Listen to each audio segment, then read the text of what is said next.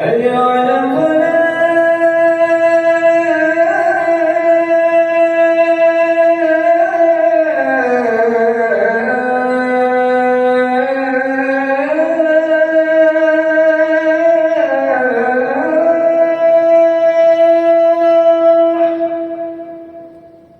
Saya orang lahir besar di Madinah. Madinah berada di daerah atau di kawasan Timur Tengah. Dan silahkan Bapak Ibu tunjukkan kepada saya di Timur Tengah itu di mana ada negara yang tidak konflik. Syria sudah 7 tahun. Lebanon, Yaman, Tunisia, Libya, Sudan barusan beberapa waktu lalu, Mesir, belum negara-negara yang lain.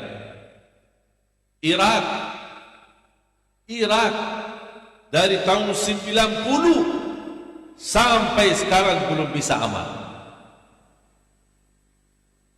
Dan pertama kalau kita belajari, dan silahkan anda buka di internet, buka dan belajari apa yang menyebabkan konflik di negara mereka masing-masing.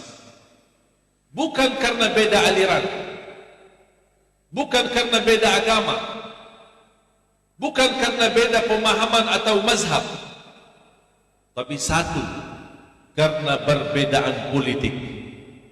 Itu langkah awal.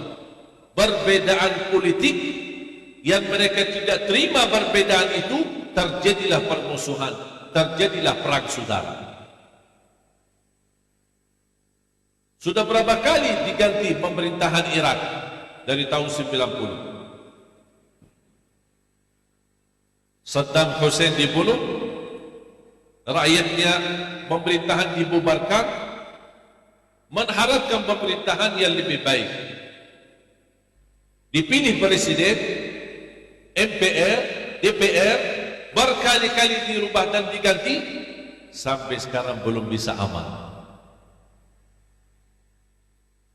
Tahu enggak tidak bisa aman kenapa?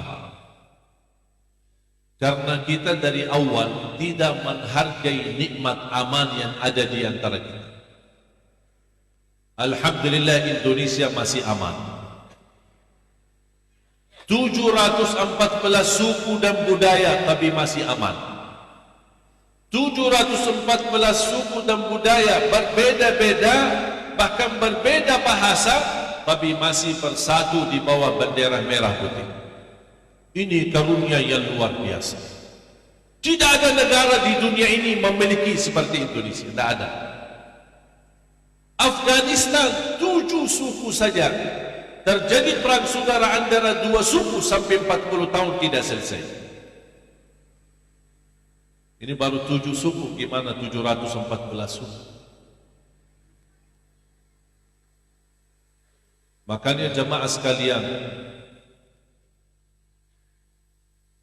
saya sangat sungguh-sungguh tidak berkeinginan kehilangan nikmat aman di tanah kita, di negeri kita ini. Wallahi, kalau kehilangan nikmat aman, rugi semua segalanya. Semua bakal rugi. Nabi Ibrahim ketika berhijrah dari Palestina ke Tanah Suci dalam keadaan pasir, kering, mati, air pun tidak ada. Dan Allah perintahkan Nabi Ibrahim, tinggalkan keluargamu di situ. Siti Hajar sama anaknya Nabi Ismail. Mereka berdua, Nabi Ismail masih anak bayi. Ketika beliau tinggalkan, apa doa Nabi Ibrahim yang pertama untuk mereka? Wa idh qala Ibrahim Rabbi ja'al hadha baladan amina warzuq ahlahu minas thamarat. Ya Allah, jadikan negeri ini aman. Baru doa yang kedua, dan memohon rizki untuk negeri ini. Sebelum Nabi Ibrahim meminta rezeki untuk negeri Arab, negeri tanah suci, beliau minta nikmat aman. Kenapa? Karena dia yakini adanya nikmat aman, mudah datangnya rezeki ke negeri kita. Adanya nikmat aman, mudah beraktivitas ibadah kita. Adanya nikmat aman, nyaman anak kita pulang pergi ke sekolahannya. Adanya nikmat aman, kita simpan atau taruh kepala kita di rumah dan mengucapkan bismikallahumma amutu wa ahya, kita tidur dan tidak ada rasa ketakutan. Itu nikmat aman. Beberapa waktu lalu, kira-kira sudah 10 bulan, berkat saya menjadi warga negara Indonesia,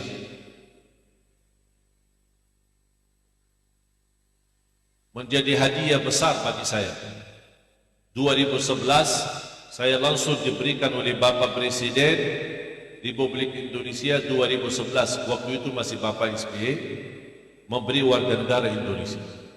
Merupakan wajib bagi saya sebagai rakyat Indonesia untuk terus memperjuangkan, sebagaimana saya bangga sebagai rakyat Indonesia, harus saya bisa bersatu dengan rakyat Indonesia menuju Indonesia yang makmur dan NKRI yang barkah. Berkat menjadi warga negara Indonesia, 10 bulan yang lalu saya berkunjung ke Palestina. Saya mau cerita apa yang terjadi di Palestina. Mau kan cerita? Mau apa? Kita berjamaah, ada rombongan, mereka minta sama saya berkeinginan tahajud di Masjidul Aqsa. Masjidul Aqsa kiblat yang pertama bagi umat Islam sebelum Ka'bah.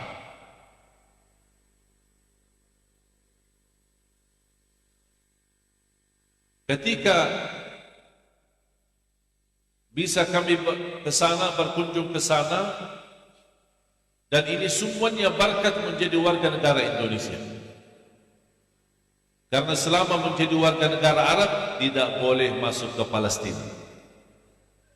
Coba orang Arab tapi tidak boleh.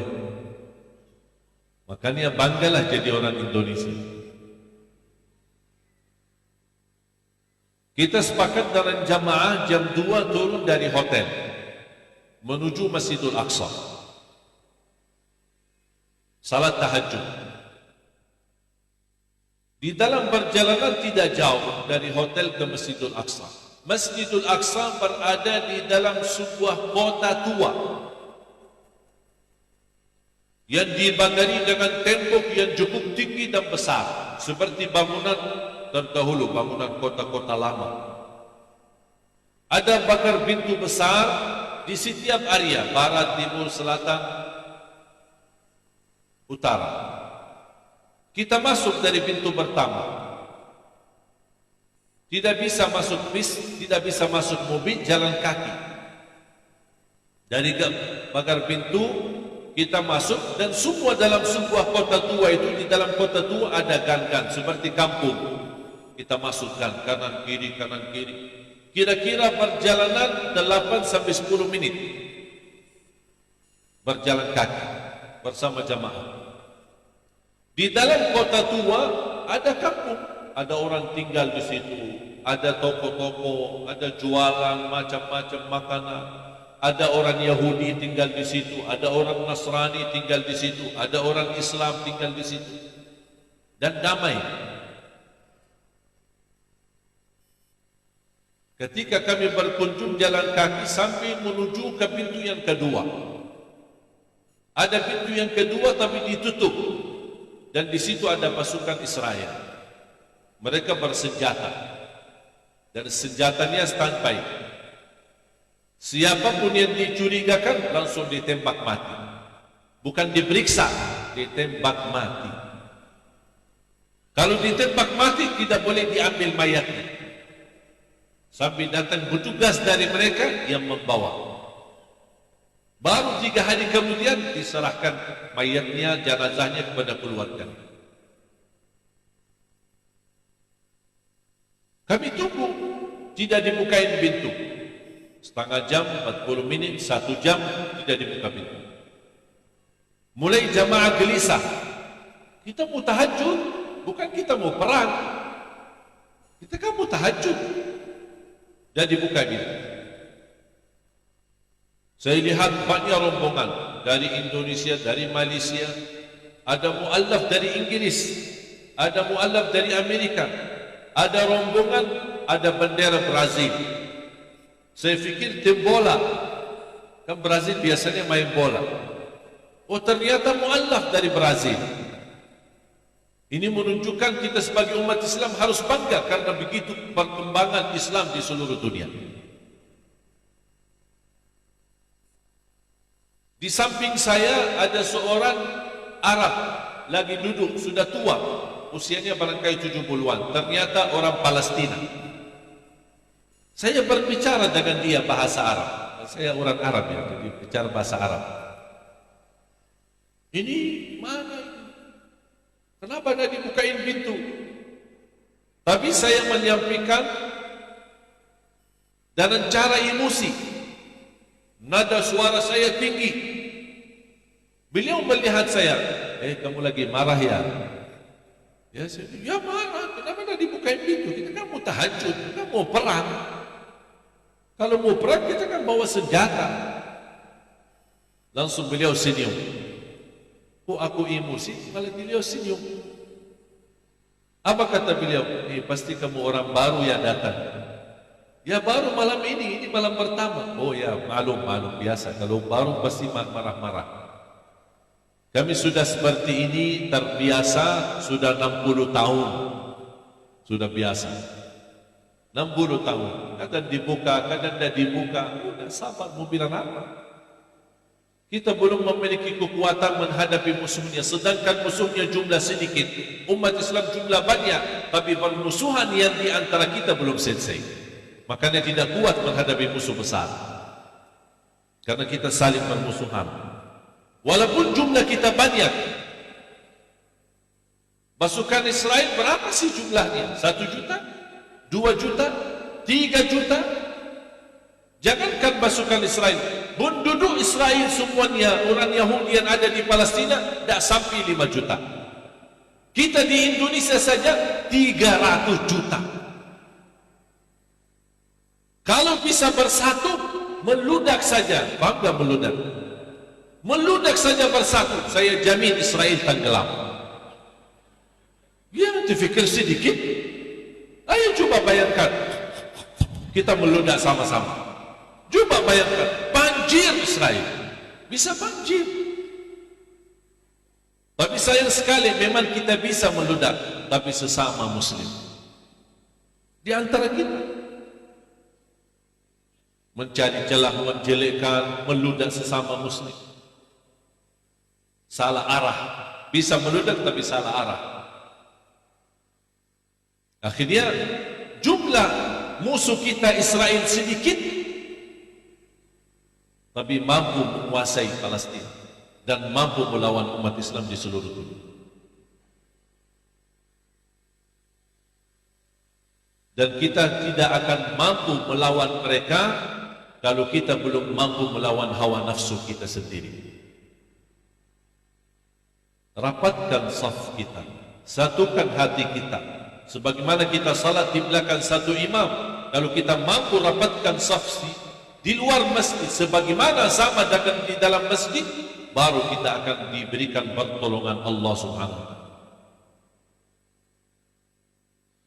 Lewat 1 jam, bahkan hampir 2 jam, sampai jam 4, tinggal hanya kira-kira 15 menit muazan subuh, baru dibebaskan, dibuka pintu. Kita masuk. Begitu masuk, dan itu pertama kali saya pandangi Masjidul Aqsa. Saya masuk Masjidul Aqsa. Saya di saat itu tidak salat tahajud. Yang tersisa cuma 15 menit muazan subuh. Saya tidak tahiyatul masjid. Saya tidak salat witir. Tapi ada satu yang saya lakukan di saat saya masuk Masjidul Aqsa. Saya sujud syukur. Kenapa saya sujud syukur? Karena di saat itu saya ingat Indonesia. Selama saya berada di Indonesia sudah 10 tahun, belum ada dan belum pernah terjadi aparat keamanan mencegah kita tidak boleh ke masjid. Pernah ada? Alhamdulillah. Justru kita punya acara begitu besar, malah datang aparat keamanan, polisi, tugas pemerintah menjaga kita, melindungi kita, menaturkan jalan kita supaya aman dan nyaman selama menjalani acara. Alhamdulillah. Besoknya saya kenal dengan salah satu imam besar Masjidul Aqsa. Namanya Syekh Ali juga, tapi beliau lebih tinggi, Syekh Ali Al-Abbasi. Ngobrol, kenalan, beliau ajak makan siang di rumahnya. Sore hari duduk di kantor beliau menyambut tamu-tamu yang datang dari jauh. Ada yang bawa sedekah buat Masjidul Aqsa, buat anak yatim Palestina, banyak macam-macam, sesuai kemampuan. Pas mendekati maghrib, beliau ajak saya bersama-sama, ayo kita salat maghrib di Masjidul Aqsa. Lepas azan kami salat sunnah qabliyah sambil menunggu iqamat. Dan begitu muazzin iqamat salat, saya berdiri di samping beliau. Tiba-tiba tanpa saya nyangka dan duga, beliau yang mendorong saya ke mihrab. Tidak diberitahu sebelumnya. Baru saya maju, dia sampaikan, antum jadi imam salat maghrib. Dan ini menjadi hadiah besar. Walaupun hadiah salat maghrib sama salat isya, menjadi imam di Masjidul Aqsa. Alhamdulillah. Jadi kemarin jadi imam di Masjidul Mujahidin dan juga pernah jadi imam di Masjidul Aqsa. Jadi besok-besok Bapak Ibu, kalau dengar ada orang Indonesia menjadi imam di Masjidul Aqsa salat maghrib dan isya, itu Ali Jabir. Alhamdulillah, karunia yang saya tidak pernah minta, tapi Allah yang memberikan. Dan saya beberapa hari di Palestina melihat suasana luar biasa, makmur walaupun negeri mereka lagi perang, beraktivitas, mencari nafkah, makmur pasar mereka, buah-buahan macam-macam. Semua buah manis dan enak ada di situ. Ternyata Palestina itu subur, sama dengan negeri kita Indonesia.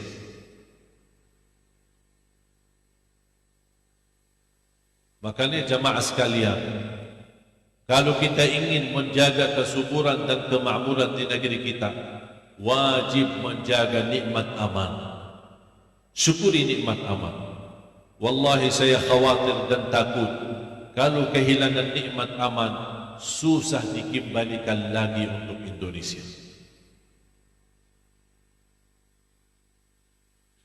Mari kita sama-sama rapatkan saf kita. Ikuti para pemimpin ulama-ulama kita, ulama yang kita percaya, yang kita sayangi. Minta nasihat, minta doa, minta pimpinannya, agar kita bisa bersama-sama memilih pemimpin yang baik, memilih pemimpin yang takwa, memilih pemimpin yang jujur, memilih pemimpin yang amanah, dan ikhlas melayani rakyatnya, dan ikhlas untuk menjaga agamanya. Kita harus selalu berdoa. Makanya saya berikan amalan. Mudah-mudahan insyaAllah amalan ini menjadi bermanfaat. Setiap Bapak Ibu menjaga salat subuh, selepas salat subuh anda isi sedekah. Namanya sedekah subuh. Mulai hari ini masing-masing punya kotak amal. apa itu kotak kayu atau berupa botol, apa saja. Untuk apa? Untuk mengisi sedekah subuh. Mengapa kita sedekah subuh? Iman sedekah di waktu lain tidak boleh? Boleh. Tapi sedekah subuh itulah yang terbaik. Karena Rasulullah sallallahu alaihi wasallam bersabda di hadis yang sahih, setiap subuh hari Allah turunkan malaikat mendoakan khususnya untuk orang yang berinfak dan bersedekah di subuh hari. Allahumma a'ti munfiqan khalafa. Ya Allah, ganti yang lebih baik bagi orang yang berinfak di subuh hari. Dan ini doa khusus di waktu subuh, bukan waktu zuhur, bukan waktu asar, bukan waktu maghrib, bukan waktu isya. Apalagi kalau isi sedekah subuh disertai doa, InsyaAllah terjamin terkabul hajat kita. Contoh, isi sedekah subuh yang sedang sakit, ya Allah, dengan berkah sedekah ini sembuhkan penyakitku. Ya Allah, dengan berkah sedekah ini berikan kemudahan bisa ke tanah suci haji dan umrah dan ziarah Nabi Muhammad sallallahu alaihi wasallam. Ya Allah, dengan berkah sedekah ini berikan kepada kami rumah tangga yang makmur, sakinah, mawaddah, rahmah. Ya Allah, dengan berkah sedekah ini berikan kepadaku keturunan penghafal Al-Quran. Apapun hajat kita, kalau bisa setiap kita isi sedekah subuh fokus satu hajat. Jangan isi sedekah subuh poinnya tapi doanya sampai terbit matahari. Malu kita sama Allah. Sedekahnya sedikit tapi doanya panjang, Masya Allah. Hajatnya banyak. Ya Allah, lunasi hutang, ya Allah, sembuhkan penyakit, belum bayar cicilan rumah, ya Allah, belum ini, ya Allah, ini ada lagi anak saya ada stres, ya Allah. Ini sedekah cuma diam. Malu kita sama Allah. Kalau boleh saya usulkan, bukan Allah tidak bisa kabulkan semua hajat kita, tapi kita harus berlayak muamalah sama Allah, beradab sama Allah. Isi sedekah satu, kita memohon satu. Semampu kita, koinnya boleh, 1000 boleh, 5000 boleh, dan berdoa, ya Allah, dengan berkah sedekah ini, dan silakan sebutkan hajatnya masing-masing. Bagi ibu-ibu yang sedang halangan tidak salat subuh, sebelum beraktivitas di pagi hari, isi kotak amal itu. Jadi kalau pagi hari tidak usah cari orang miskin dan anak yatim, tidak usah capek-capek mencari orang miskin di pagi hari. Anda simpan kotak amal itu di rumah. Sebelum beraktivitas, habis salat subuh, ibu-ibu bangunin anaknya untuk sekolah, sebelum memasak sarapan, sebelum apa-apa, isi kotak amal. Sampai kotak amal itu terisi full, sudah penuh. Kalau sudah penuh, baru silahkan diserahkan. Boleh titip ke masjid, atau lembaga yayasan yang kita percaya, atau kepada guru kita, atau kepada mana sajalah yang kita mau. Tapi saya usulkan, kalau sudah kotaknya sudah diisi penuh, sudah full, jangan coba-coba dibuka. Nanti saya khawatir rubah pikiran. Sudah awalnya niat, sudah nawaitu lillahi ta'ala, pas dibuka, lumayan. Ada banyak hutang, banyak tagihan, itu datang syaitan. Bu, terima kasih Bu, niatnya baik, sedekahnya sudah diterima. Ya udah, uang itu bayar hutang aja. Itu syaitan datang ke sini. Kadang-kadang bicaraan syaitan itu baik. Ibu, terima kasih sedekahnya, itu sudah diterima di sisi Allah, sudah perjuangannya tidak sia-sia. Jangan takut, tapi uangnya jangan kemana-mana, pakai aja. Kan lumayan banyak. Ibu kan ada hutang. Ya betul, ada hutang. Kok syaitan tahu dari mana? Ya kok saya tahu. Dan ibu kan setiap malam stres karena hutang. Makanya saya tahu kamu stres kenapa. Karena syaitan ada mendampingi kita terus. Tapi tetap niat kita tidak boleh rubah. Karena kita sudah dari awal nawaitu lillahi ta'ala. Dan insya Allah akan Bapak Ibu merasakan begitu luar biasa cepat terkabul doa kita berkahnya sedekah subuh itu. Dan di antaranya ketika kita isi sedekah subuh, saya mohon dan saya titip doa dari Bapak Ibu, doakan negeri kita Indonesia.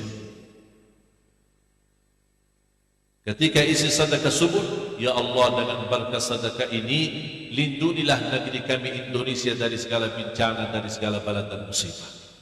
Ya Allah, dengan berkat sedekah ini berikan kepada kami hati nurani yang mampu memilih pemimpin yang baik. Minta doa, jangan pelit mendoakan negeri kita, jangan hanya mendoakan diri sendiri. Ini kan negeri kita, tanah air kita, rumah kita, itu negeri Indonesia, rumah yang kita tempati. Makanya kita doakan agar makmur. Kalau negeri kita makmur, berarti kita semua bakal makmur. Kalau negeri kita susah, berarti kita juga susah. Amalan yang kedua, setiap keluar rumah baca doa yang sederhana, mudah diingat, mudah dihafal, tapi pahalanya dahsyat. Apa doa keluar rumah? Ajarin anak-anak kita ketika lagi pergi ke sekolahannya, tolong pimpin anak kita. Apa yang dia baca ketika keluar rumah? Bismillah, tawakkaltu ala Allah, la hawla wa la quwwata illa billah. Coba sama-sama. Bismillah, tawakkaltu ala Allah, la hawla wa la quwwata illa billah. Hafalkan? Bisa? Ayo coba sekali lagi.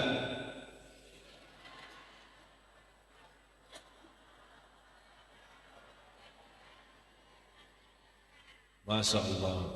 Apa yang kita dapat? Dapat 3 hadiah.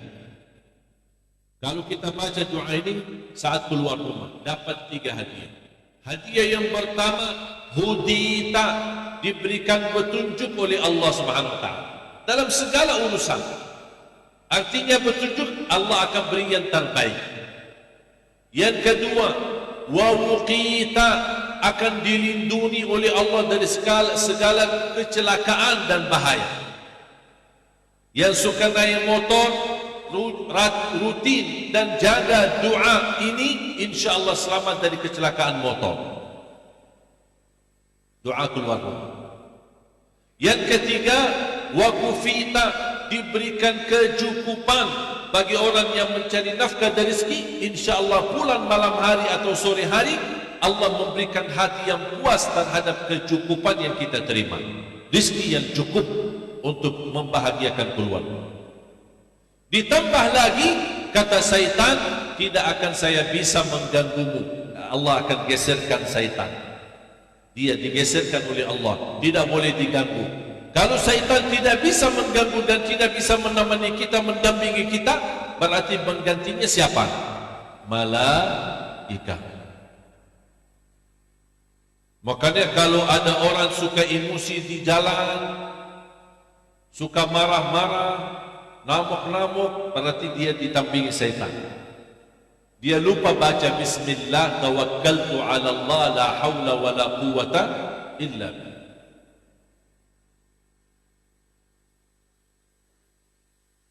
Terus amalan yang ketiga, jaga salat witir. Walaupun Anda tidak bisa tahajud, melaksanakan witir tidak harus tahajud dulu. Sebelum Anda tidur, ambil air wudu, salat 2 rakaat, boleh nawaitu sunnah wudu. Kan setiap wudu kan ada sunnahnya kan? Nawaitu sunnah wudu. Berapa rakaat? 2. Habis itu salam, berdiri lagi, nawaitu witir. Witir boleh 1 rakaat, boleh 3 rakaat.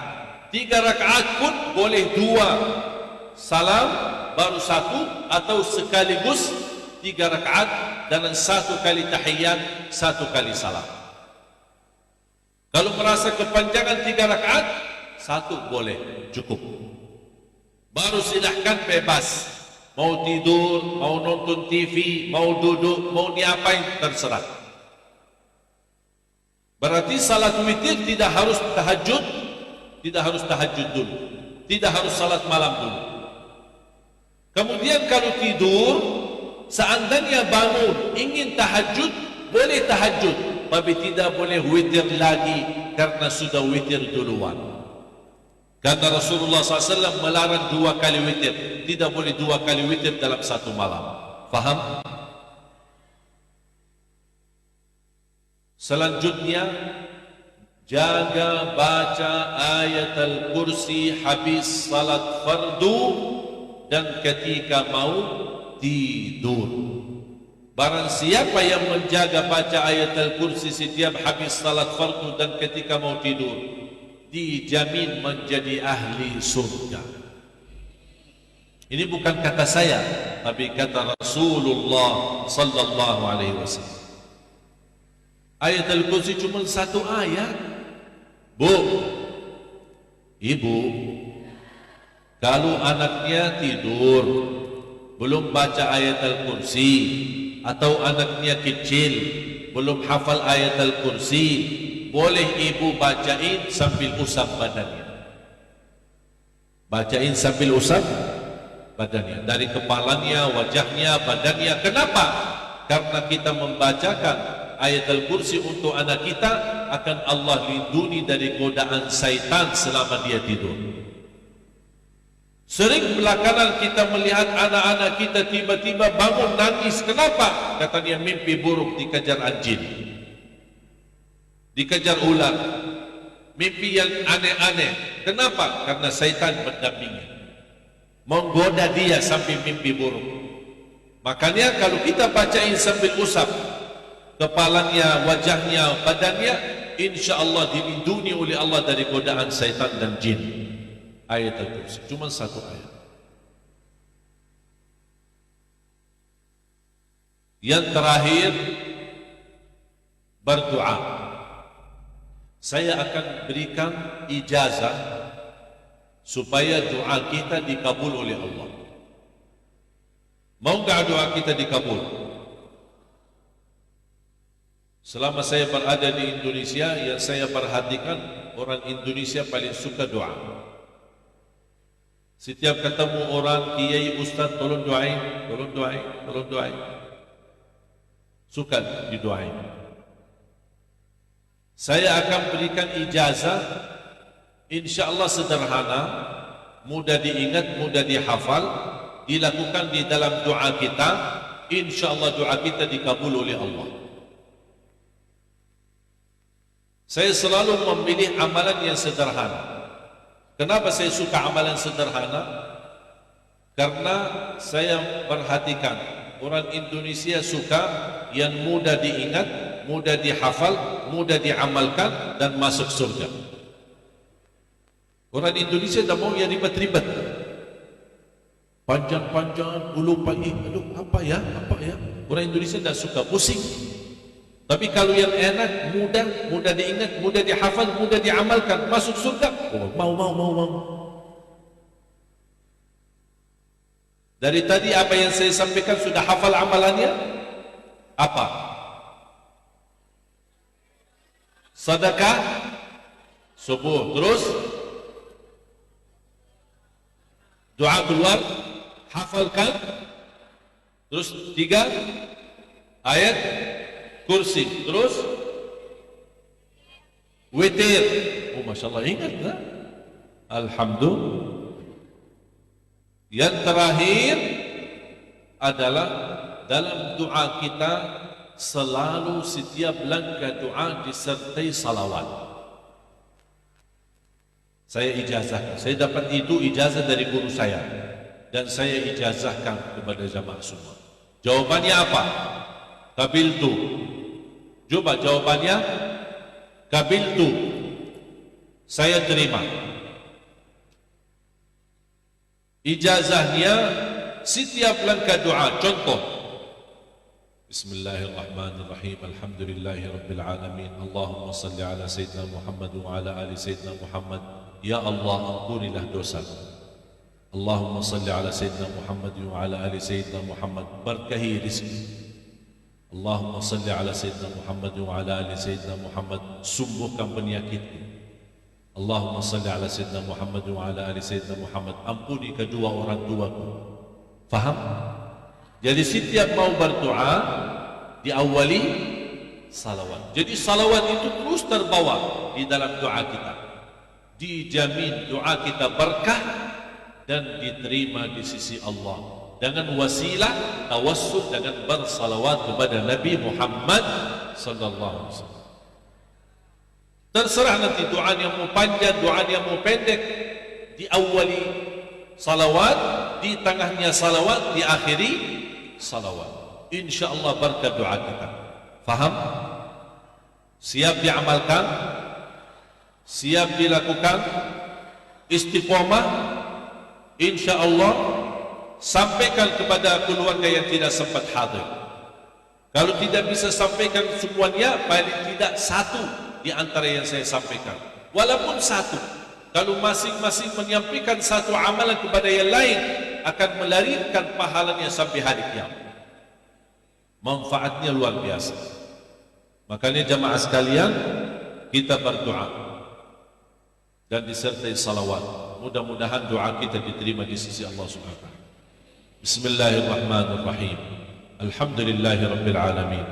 Allahumma salli ala Sayyidina Muhammad wa ala ali Sayyidina Muhammad. Ya Allah, berilah kepada kami petunjuk pada jalan yang lurus. Allahumma salli ala Sayyidina Muhammad wa ala ali Sayyidina Muhammad. Ya Allah, hidupkanlah kami dalam keadaan iman, wafatkanlah kami dalam keadaan Islam, akhiri hayat kami dengan husnul khatimah. Allahumma salli ala Sayyidina Muhammad wa ala ali Sayyidina Muhammad.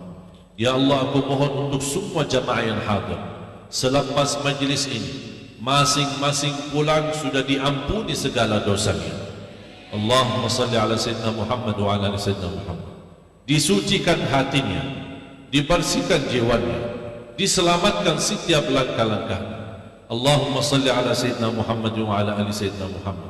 Ya Allah, berilah kepada kami kemudahan dan rezeki yang berkah, bisa ke tanah suci haji dan umrah dan ziarah Nabi Muhammad sallallahu alaihi wasallam. Allahumma salli ala Sayyidina Muhammad wa ala ali Sayyidina Muhammad. Berikan kepada keluarga kami makmur dan keluarga yang sakinah mawaddah rahmah. Allahumma salli ala Sayyidina Muhammad wa ala ali Sayyidina Muhammad. Berikan kepada kami dan keturunan kami anak salih salihah, anak penghafal Al-Quran, anak yang mampu menjaga nama baik keluarga kami, anak yang membanggakan kami di hadapan hari kiamat. Allahumma salli ala Sayyidina Muhammad wa ala ali Sayyidina Muhammad. Ya Allah, ya Arhamar Rahimin, atas izinmu kami bersama-sama kumpul di masjid ini. Atas izinmu ya Allah, berilah kepada kami kemuliaan sama-sama bertemu kembali di dalam surgamu ya Allah. Allahumma salli ala Sayyidina Muhammad wa ala ali Sayyidina Muhammad. Ya Allah, jadikan negeri kami Indonesia makmur, baldatun tayyibatun wa rabbun ghafur. Allahumma salli ala Sayyidina Muhammad wa ala ali Sayyidina Muhammad. Berilah kepada negeri kami pemimpin yang takwa, pemimpin yang adil, pemimpin yang amanah, pemimpin yang jujur, pemimpin yang ikhlas untuk agamamu dan ikhlas melayani rakyatnya ya Dzal Jalal wal Ikram. Allahumma salli ala Sayyidina Muhammad wa ala ali Sayyidina Muhammad. Ya Allah, lindungi negeri kami dari segala bala dan musibah, dari segala bencana, dari segala gempa ya Rabbal Alamin, birahmatika ya Arhamar Rahimin. Allahumma salli ala Sayyidina Muhammad wa ala ali Sayyidina Muhammad. Ya Allah, rapatkan saf-saf ulama kami, para habaib kami, bersama rakyat kami. Ya Allah, satukan hati mereka, rapatkan saf mereka, rapatkan kalimat mereka, satukan ya Allah, ya Dzal Jalali Ikram kebaikan mereka untuk menuju Indonesia di masa yang akan datang menjadi lebih baik. Birahmatika ya Arhamar Rahimin. Allahumma salli ala Sayyidina Muhammad wa ala ali Sayyidina Muhammad. Allahumma ighfir lil muslimin wal muslimat wal mu'minin wal mu'minat al ahya'i minhum wal amwat. Ighfir lana wa liwalidina, اغفر لنا ولوالدينا، اغفر لنا ولوالدينا وارحمهم كما ربونا صغارا. ربنا تقبل منا إنك أنت السميع العليم، وتب علينا إنك أنت التواب الرحيم. اللهم صل على سيدنا محمد وعلى آل سيدنا محمد. اللهم ربنا آتنا في الدنيا حسنة وفي الآخرة حسنة وقنا عذاب النار. وصلى الله على سيدنا ونبينا محمد وعلى آله وصحبه وبارك وسلم، والحمد لله رب العالمين. سبحانك اللهم وبحمدك أشهد أن لا إله إلا أنت أستغفرك وأتوب إليك، والحمد لله رب العالمين. والسلام عليكم ورحمة الله وبركاته. حي على الفلاح.